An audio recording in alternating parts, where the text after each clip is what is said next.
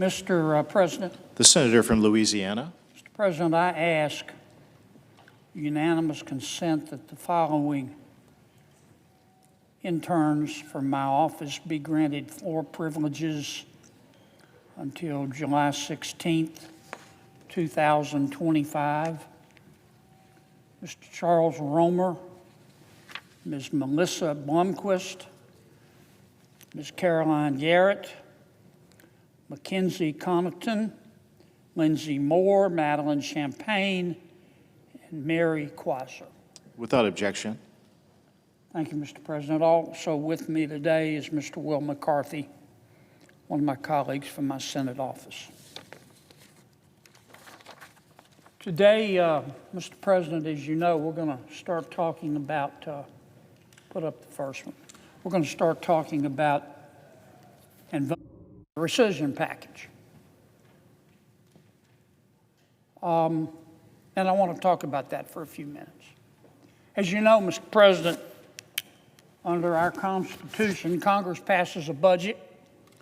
We send that budget to the President of the United States, whomever that might be, and the President executes or implements our budget. Close that door for me, please. And the President implements that budget. On occasion, under federal statute, the President has the authority, after we have passed a budget in Congress, to look at the budget and say, you know, I don't need all this money to accomplish the goals that Congress established and instructed me to accomplish. And so the President can contact us and say, Congress, I would like you to rescind some of the spending in the budget that you sent to me. It's called a rescission bill or a rescission package. President Trump has sent us a rescission bill or a rescission package asking the United States Congress to cut the budget by roughly $9 billion. And that's what we're going to start voting on today. Now, $9 billion is a lot of money, except when you compare it to the overall federal budget. $9 billion, despite the fact that it's a bucket load of money, is 1/10 of 1% of the federal budget. 1/10 of 1% of the federal budget. It gives you an idea of how big the federal budget is. I think most people, most adults anyway, understand that in life, what you say doesn't really matter. What you say doesn't really matter. It's what you do that demonstrates what you believe.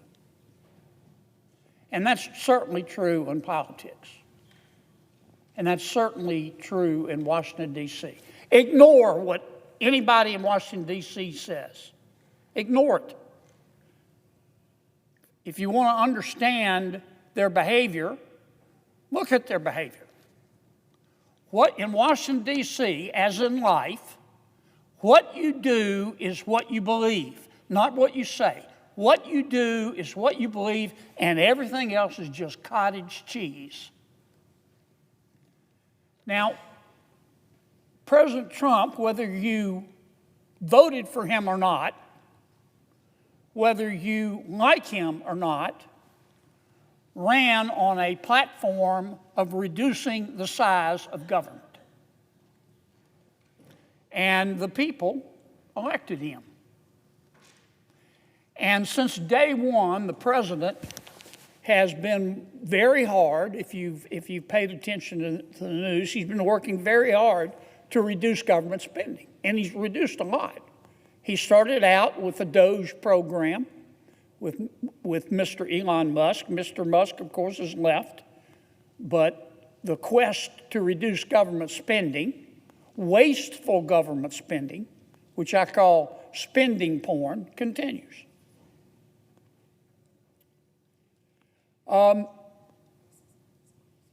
Every Republican in the United States Senate has voiced approval of what the president has done. Every Republican, every one of my colleagues, myself included, has said to the president, "Attaboy, Mr. President, go get them. Keep issuing those executive orders. Reduce the spending. We're spending too much money. We've got a $37 trillion debt. Keep going, Mr. President." And the president has, but he's been doing it through executive order. There's only so much you can do through executive order. An executive order issued by a president expires when the president's no longer in office. The only way to permanently reduce spending is to have Congress act. And that's what the president's asking us to do in this rescission bill.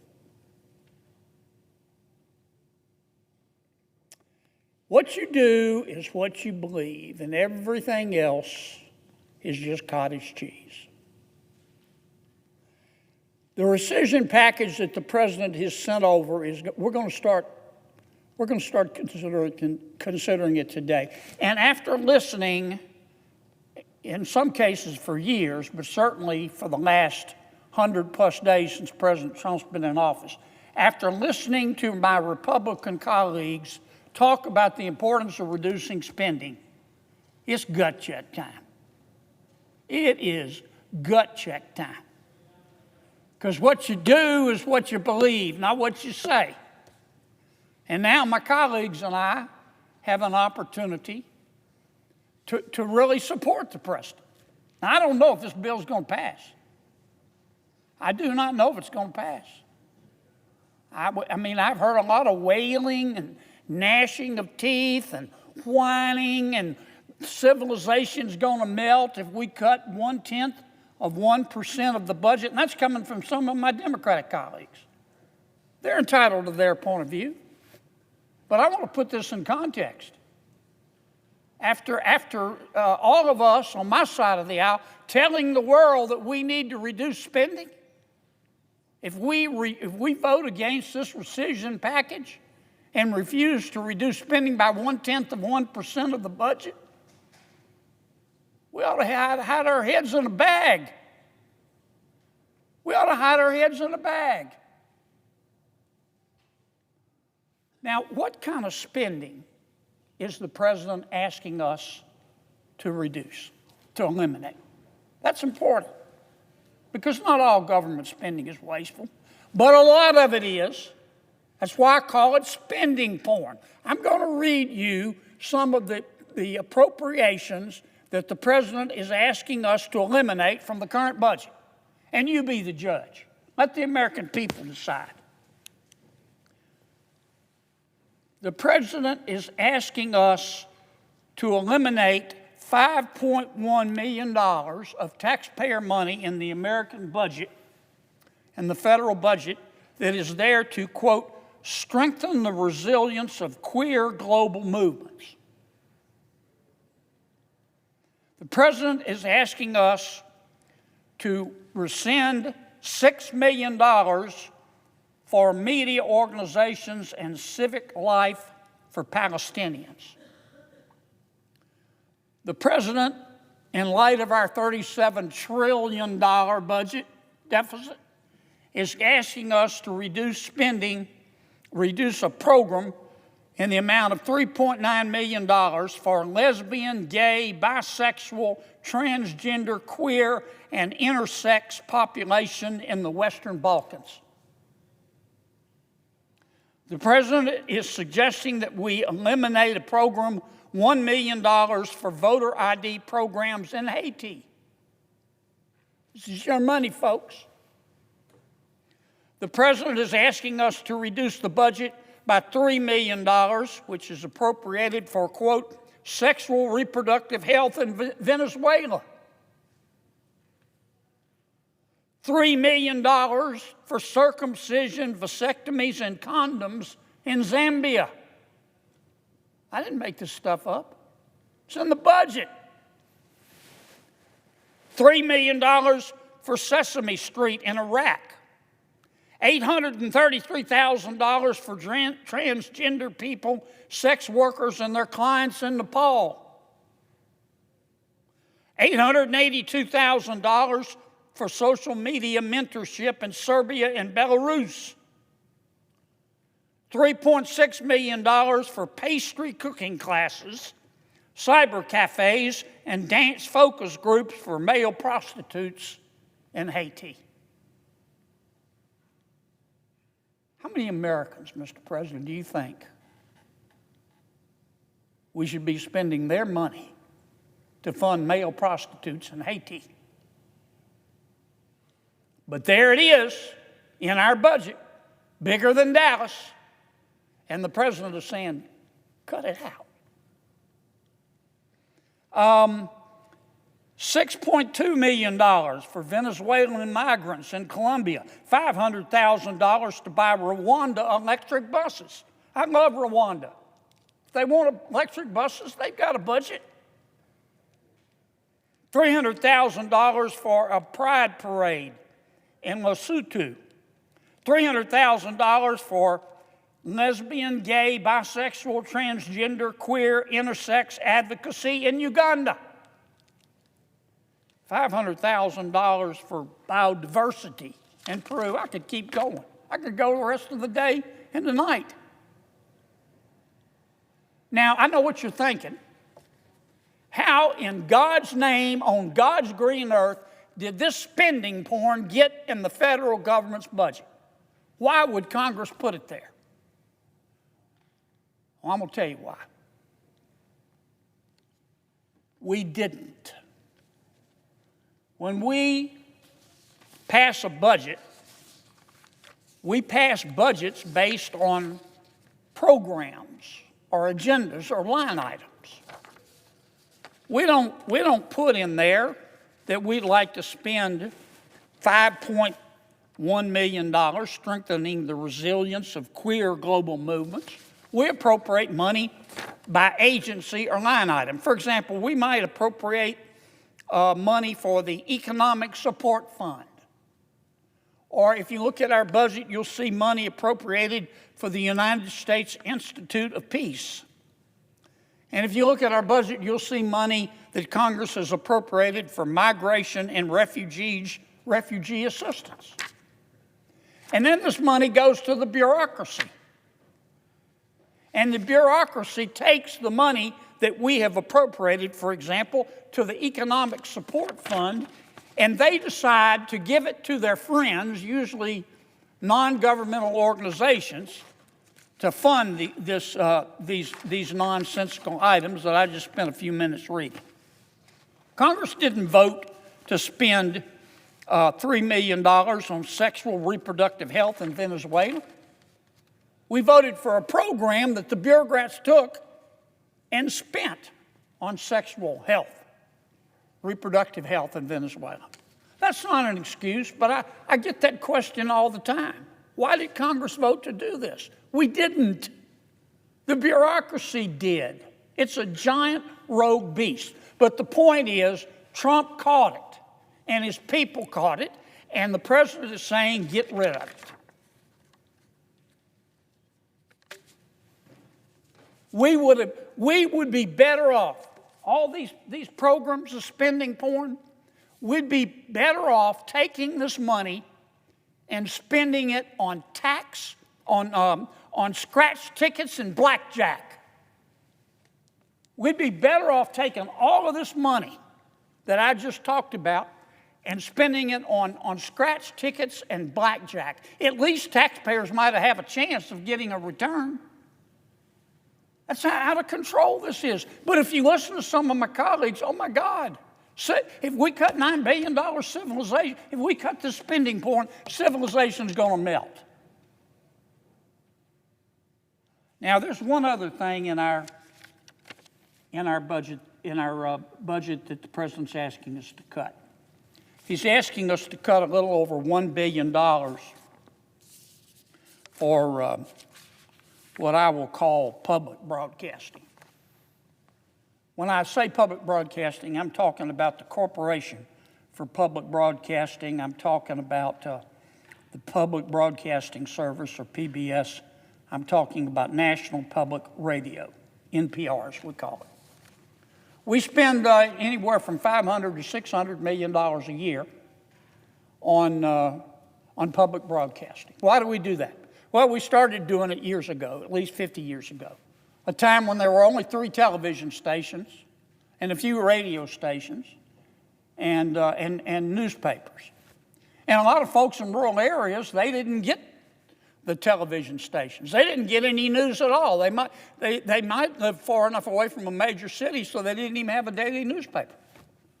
So Congress said, you know, we want everybody to know what's going on in the world. We're going to start public broadcasting, and we're going to give them money every year. And they won't have to run ads because we're going to spend taxpayer money to give to these radio stations and television stations. Well, that was 50 years ago. Today, American people have access to all forms of media: streaming, cable TV, network TV, TikTok, Twitter, newspapers, those that are left. No one's in a news desert anymore. So why are we spending money on public broadcasting? $500 million a year. Now, the other factor, it's undeniable that public broadcasting has become political. Unless you've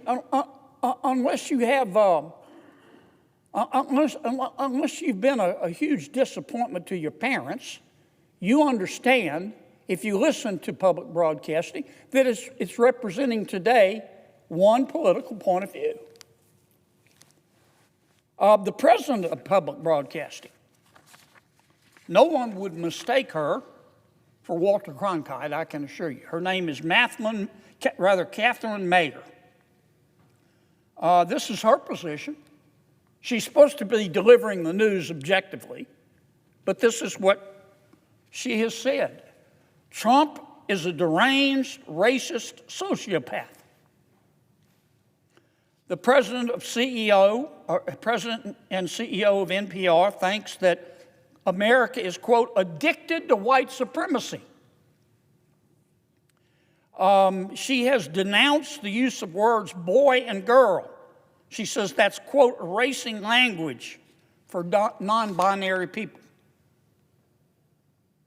She contends that the United States was founded on the basis of, quote, black plunder and white democracy. That's who's running the show over there. She's entitled to her beliefs. This is America. You're entitled to believe what you want. And NPR and PBS and the Corporation for Public Broadcasting are entitled to publish and broadcast what they publish, but not on the taxpayer's dime.